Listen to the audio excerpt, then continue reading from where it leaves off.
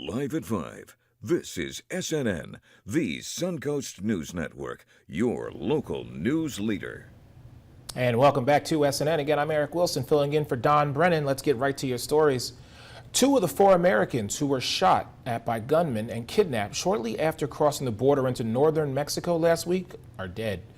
According to the governor of Tamaulipas State, Governor Americo Villarreal made the announcement over the phone at a presidential news conference this morning, Tuesday, noting that one of the surviving victims is wounded and the other was unarmed.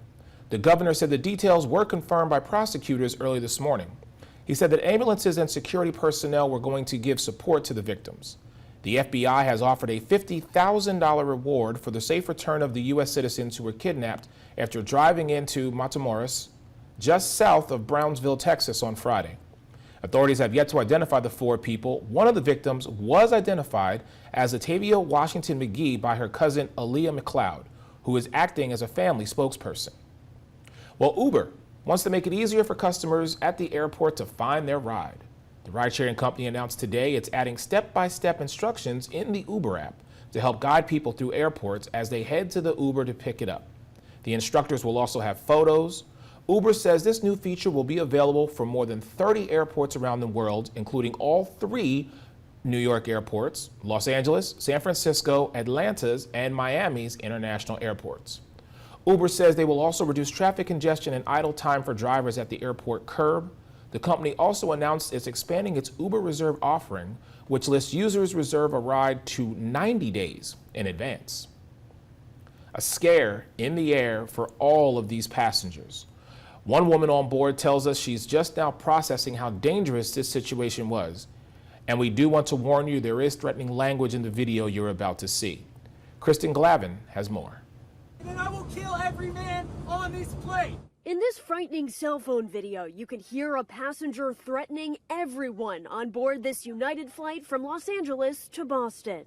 The woman who took this video is a Rhode Island native who was traveling with her husband and daughter. He was, visibly upset, saying that he was Balthazar, his father was Dracula, he was going to kill all the men on the plane, there was going to be a bloodbath, he was asking where Homeland Security was.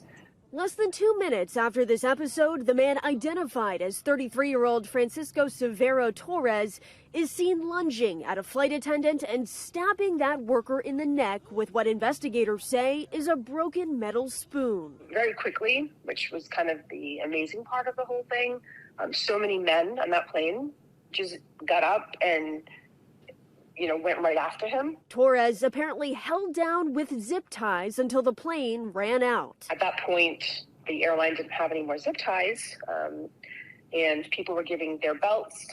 They were asking if there were any police officers on the flight, any military on the flight. According to a criminal complaint filed by a Boston police detective, this all started when the Leominster man was first attempting to open an emergency exit door in order to jump out.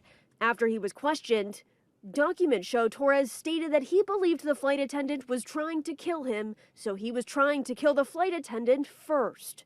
Passengers on the flight taking turns holding him down until the flight landed at Logan Airport about 30 minutes later. And I think that's how we all felt. We just, wanted to get off the plane.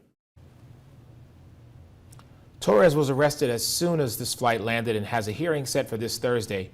United Airlines issued a statement saying Torres will be banned from flying on United pending an investigation. Coming up on the evening edition, Chief Meteorologist Justin Mosley with your complete Weather Authority forecast.